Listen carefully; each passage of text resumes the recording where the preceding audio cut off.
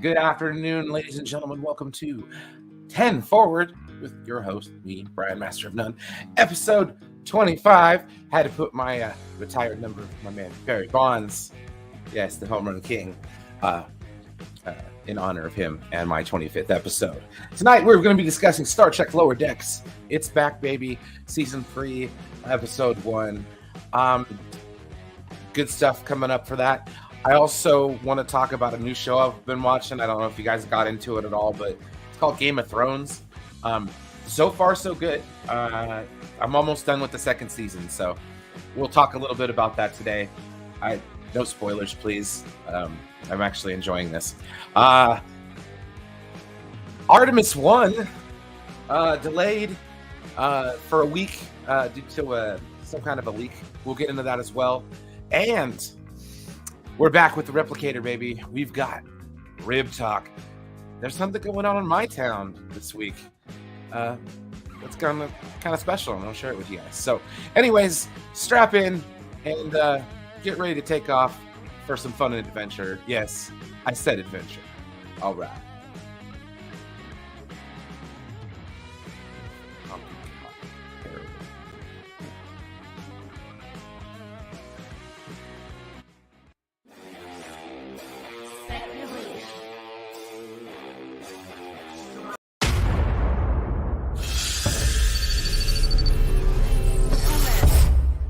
Something new from Focus 3.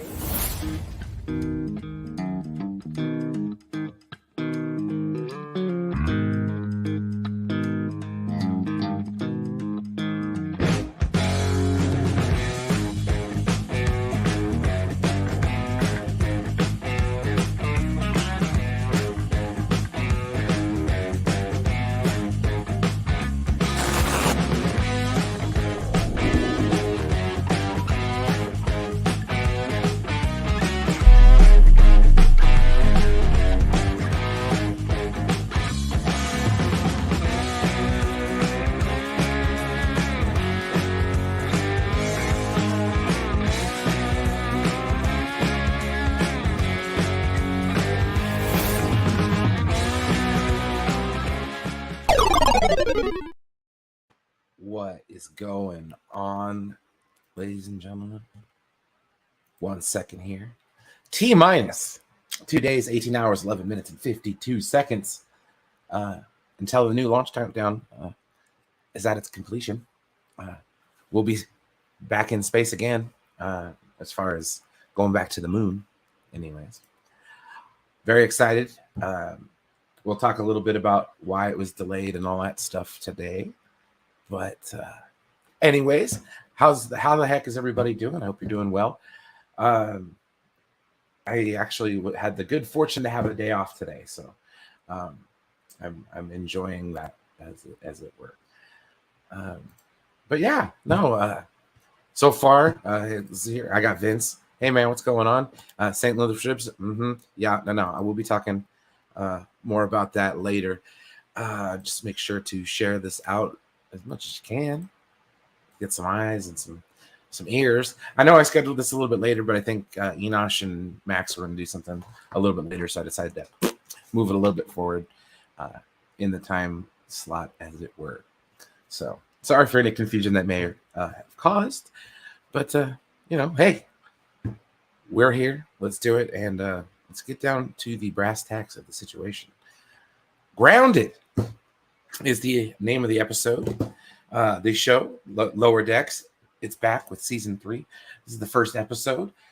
The synopsis: Mariner enlists her friends in a rogue mission to exonerate her mother as Captain Freeman faces military tribunal for the destruction of the Pakled planet. There's only 2 pictures. Christ almighty. I think this scene was very interesting. Yeah, they had to help milk them. It got pretty intense. But yeah, now what happened was she ended up being framed by the Pakleds because in the previous seasons, she's been kind of the foil to the Packlets, as it were. I mean, that being the Cerritos and the captain. But yeah, no. So I mean, like or sorry, Captain Freeman. But it's a great show. Sorry, I don't have much to go on at the moment. I was hoping there was more pictures. But anyways, there was a couple of parts in it that really, really made me laugh, and I'm kind of like disappointed. There was so many callbacks. I think I like about the show is the callbacks. There was the callback with the Picard Vineyard, where Boimlerl, well, basically everybody's grounded on planet Earth, and so everybody's on their own like little missions and stuff, and they end up at Cisco's restaurant in Louisiana. They end up in Bozeman, Montana, and they do some Star Trek 3 stuff, which is pretty cool. They also steal the Phoenix Ride, which is an actual starship. That was excellent. I love the relationship between Tandy and Rutherford. Like their friendship is great. And the callback to First Contact, which is like one of my favorite movies of all time. And yeah, it was just fantastic. But the Picard Vineyard, okay, so instead of making wine, they made raisins. And like Boimler hates it. And yeah, I understand. He's just like, it's so dry. But the funny part was, it's like there's all these like really, really, really hot chicks that are there, and they're like, "Oh, Boimler, come test the firmness of these grapes." And it's like he's like, "Okay, you can do that," and just kind of moving on. But it just how he kind of just totally distanced himself from the whole the whole interaction with the females that work on the vineyard. That was great. But like I said, it's kind of like Star Trek 3. They end up stealing that ship to get to the Cerritos to kind of go investigate what happened, and it they end up Starfleet ends up fixing the situation, and everything gets overblown for no reason. But it's kind of like this show.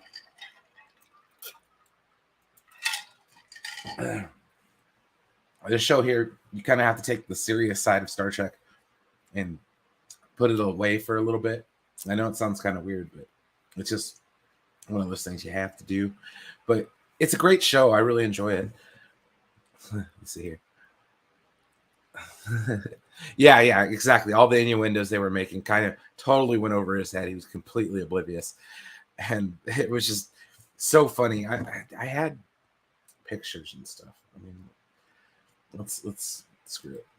Twitter is always better for this sort of thing. Search it.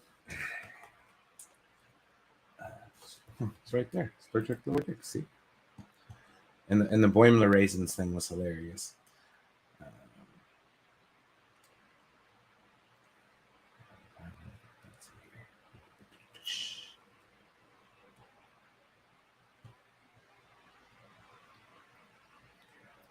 That one. He was wearing the Jake Sisko sweater. Like that. Stealing the shuttlecraft. Fan art. Oh, here we go. The Bozeman Visitor's Guide. They have the hats. I love it. So they sell churros. And there's the statue. And he's looking off to the sky. And this sort of pointing towards the future. But yeah, they have a Phoenix Ride, which takes off like a rocket. This is, like I said, just classic, great stuff. And I think they handed some of this stuff out at Comic-Con. Let's see, make first contact with fun. Let's see here, the home of Zephyr Cochrane, the Phoenix Ride experience right there. The Missile Silo, the Little Phoenix Toy Shop. Let's see here, the Magic Carpet Ride Midway. Oh, and they do play the Magic Carpet Ride when the rocket takes off.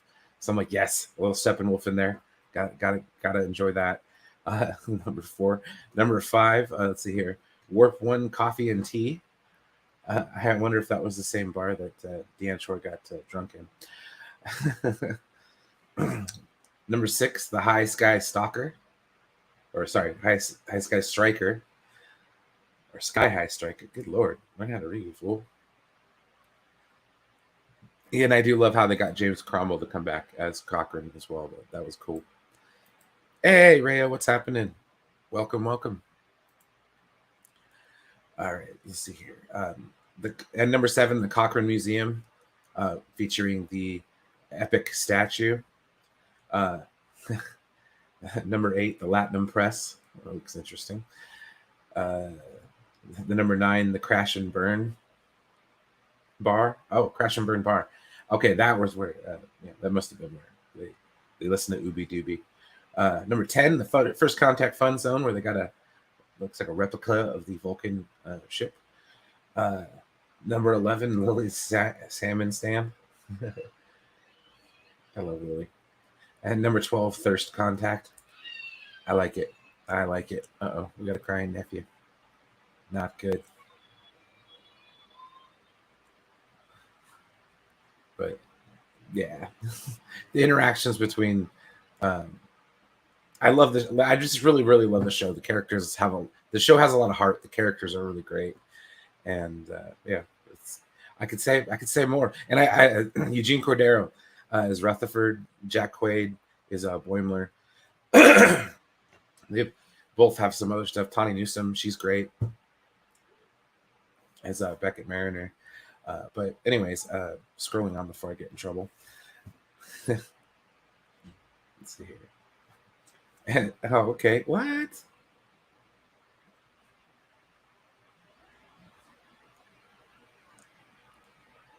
Oh, yeah.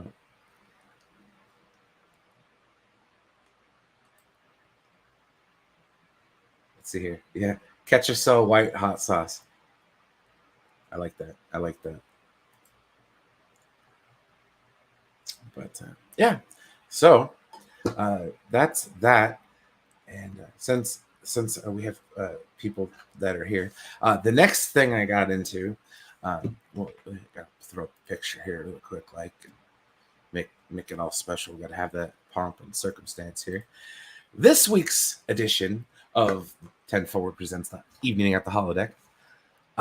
I had the good fortune of watching the first couple episodes of House of Dragons. I was like, whoa, this is actually kind of cool. The first episode was like, all right, but the second episode, I was like, bro, I'm here. Let's go. So I found a way to get HBO Max back, and I started watching Game of Thrones. Season 1, chef's kiss, amazing. Not going to get into details in case anyone hasn't watched it yet. I would highly suggest this show. Currently in the middle of the second season. I believe, let's see here, one of these is the last one I watched. I believe it's this one here. But yeah, great episode, great show. Totally worth a watch if you haven't seen it already. I know a lot of people that have watched this have seen the show probably multiple times, and that's cool too. But yeah, I just can't say enough good things about it, and yeah, no, it's definitely worth a set of eyeballs. I like the intrigue, the murder. Some of the stuff definitely pushes on the boundaries, and let's see. I love how Boimler was dying with the hot sauce, and Mariner says, "Oh, it has a nice kick." Right. But no, I think it was cool that they went back to the Ben Sisko's bar, or Sisko's dad's bar. Let's say here we'll trash that. We got one more thing to talk about in terms of science, because This is a show that deals with science.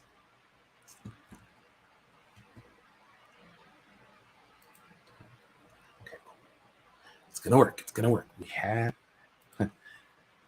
launch control. We have an article, ladies and gentlemen. We have an article.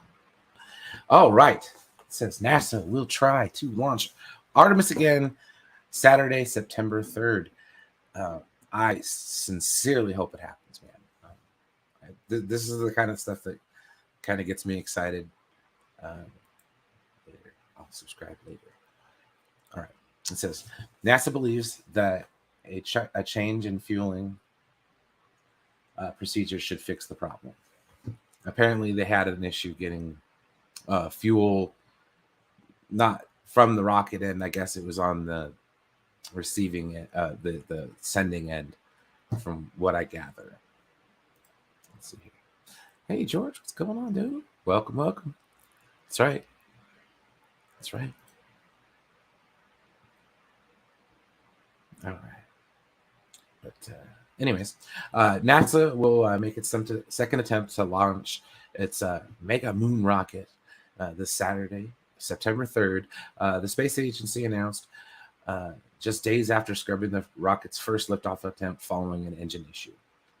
Artemis 1 rocket, made up of a 6-person Orion capsule, perched atop a 30-story Space Launch System, or SLS, dubbed the Mega Moon rocket, and was initially scheduled to embark its maiden voyage to the moon and back on Monday, August 29th.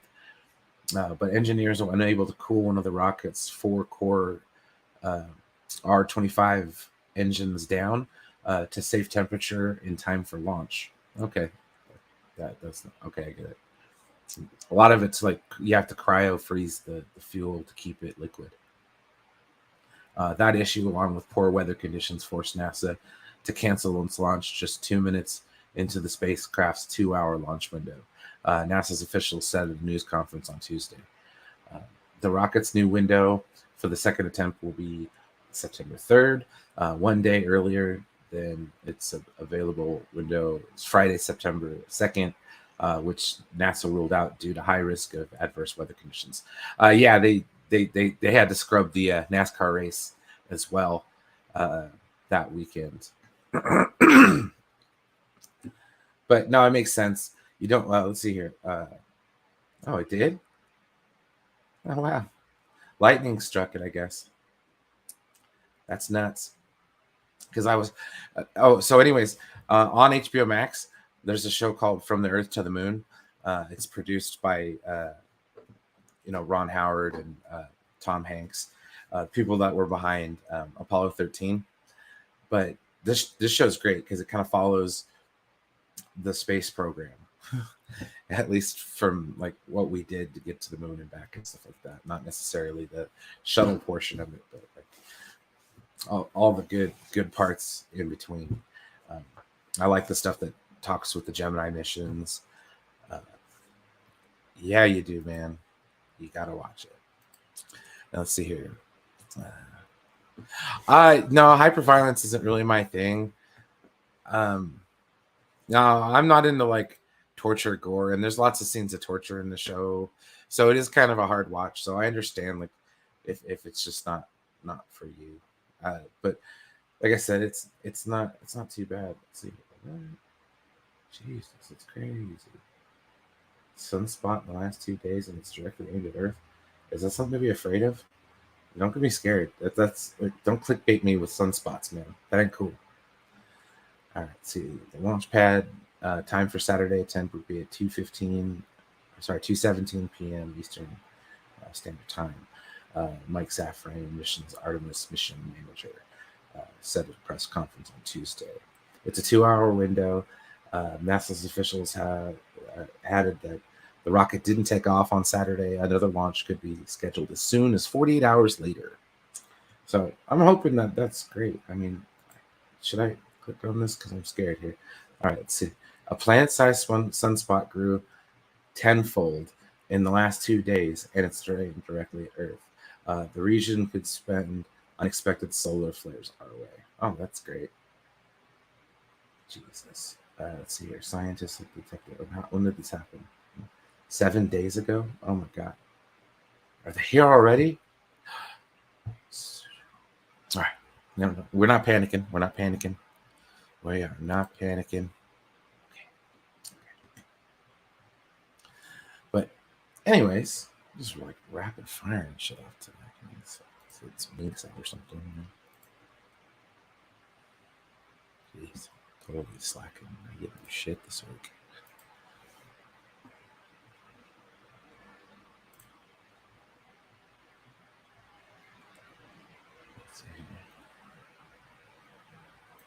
I saw that. Should be pretty good, man. Should be pretty damn good. Yeah. I'm not sleeping on Marvel or anything right now. As far as DC is concerned, hey, I made my peace with it, bro. I said what I'm going to say, and it's there. Felt good about it afterwards. Kind of hung over this morning, but that's what happens when you have too much to drink the night before.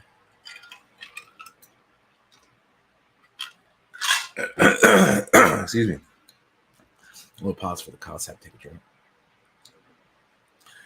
So we're gonna flag some stuff, and maybe I'll throw a link out or something, because we are at the weekly replicator. I know we're flying through some topics this week, and that's okay. I'm just kind of taking it easy today. If I'm being honest, it's been a long couple weeks, and finally, a little bit of time to breathe. But anyways, in my town, we have this fabulous article from the Edible Reno Tahoe. The Reno Rib Cookoff starts today, as a matter of fact. Let's see here. The Best of the West Nugget Rib Cookoff is one of the biggest in the nation, often referred to as a Super Bowl of rib competitions. This festival hosts more than 20 rib cookers, creating delectable smoked and barbecued dishes for all ages to enjoy. To participate in the Sparks Rib Cook-Off, barbecue companies travel from faraway cities and towns such as Pittsburgh, Minneapolis, Fayetteville, Arkansas, Rochester, Indiana, Elizabethtown, Kentucky, Burnbridge, Illinois, Frenchtown, Montana, Borger, Texas, and Borger, Texas. And you'll find some local vendors as well. Including the Barbecue Brothers from Reno, BJ's Barbecue from Sparks, and Carson City Barbecue from Carson City. And last year's winner, Getter Smoke from Sparks. All vie for bragging rights and more than $19,000 in cash. Let's see here. Yeah, I try not to do that. Yeah, I'm not. Try not to. All right, so fun fact, the estimated 350 to 400,000 barbecue enthusiasts consume more than 250,000 pounds of mouthwatering ribs at this yummy event. People travel from all over the nation and across the world, including from Australia, to attend the Reno Rib Cook-Off. The best way to enjoy the Reno Rib Cook-Off is purchase VIP tickets. This allows you to try dishes from all the vendors, and it guarantees you a place to sit and enjoy each flavorful dish. To top it off, tickets include free beverages to tame your taste buds, and some spicier, or for some of the spicier selections, or to complement a sweet hickory sauce. For instance, tickets for the Rib Cook-Off can be purchased at nuggetribcookoff.com. Hell yeah, dude. Well, I'm going to be surrounded by world-class barbecue this weekend, because I'm probably going to try to hit it up sometime maybe this weekend, because that sounds amazing, and I imagine that the VIP ticket's not that much. I will find out. Let's see here. We got Reno Rib Cook-Off features a long list of vendors selling clothing, jewelry, and much more. Other activities include Huge arts and crafts show, beer gardens, and a kids carnival at the aforementioned VIP area, and top named entertainment performing on 2 stages. About 20 different bands and artists, including Everlast. What? Everlast? Jefferson Starship, Fuel, Adam Sanders, and Eddie Montgomery entertain the crowd. Most days of the festival, the live music showcase at 10 a.m. And ends at 9 p.m. Dude, I would Everlast. Yeah, that's a good one. But anyways, yeah. Let's see. What's up the website?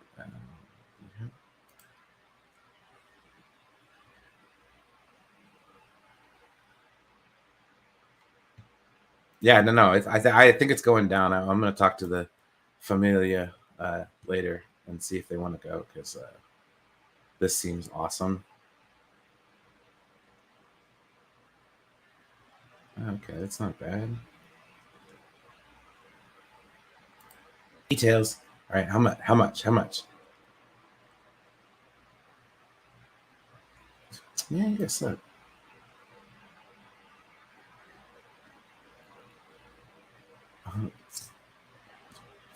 Jesus.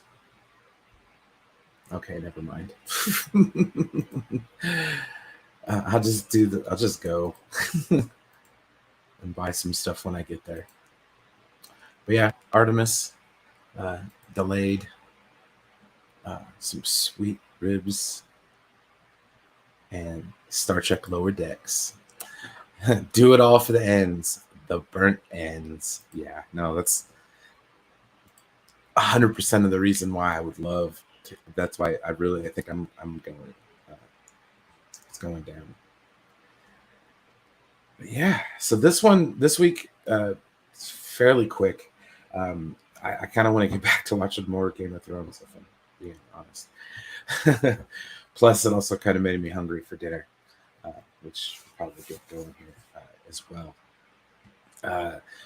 Do apologize for the quickness of tonight's stream, but like I said, I just wanted to relax and chill, and then get back to the other stuff. I'll probably pop in the chat if they do something later tonight. Anyways, everyone, stay cool. It's going to be a hot one this week. Stay hydrated, and be good to one another. And I'll see you guys next week. It should be back to my normal time. I don't know if my days off are going to stay the same or not, but yeah. But anyways, yeah, you two guys, take it easy. Have a good night, Vince. Thanks for stopping by, everyone. Smash that like button, and next week I'll try a little bit better to get more people involved, and we get a good discussion going. But today I just kind of I spent half the day trying not to fall asleep, and I slightly hungover from it last night, but I had fun. I didn't embarrass myself too much, so that's always nice. So anyways, take it easy, guys. Much love.